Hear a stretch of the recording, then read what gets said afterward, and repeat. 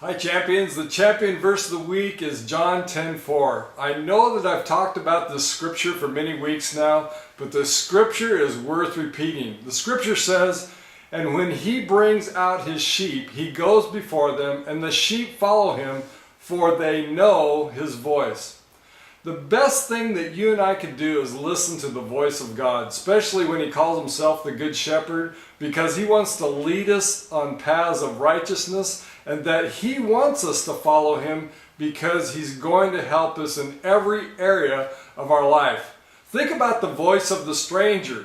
In the Bible it says that we need to flee the voice of the stranger.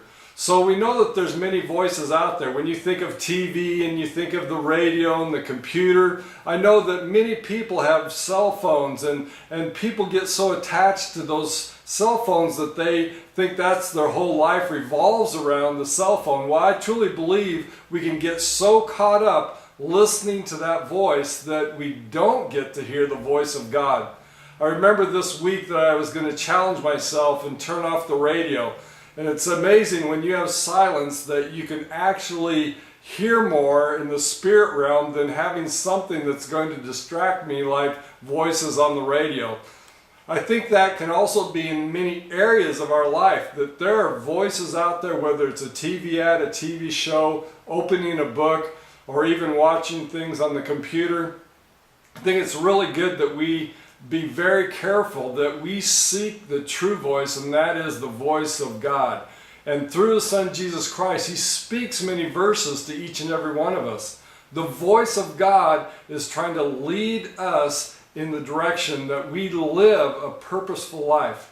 That we understand that there's a stranger out there, there's a robber, there's a thief that's trying to rob us of the joys of life, that's trying to take away from our life. But we also need to remember that that stranger's voice is trying to shape us as well.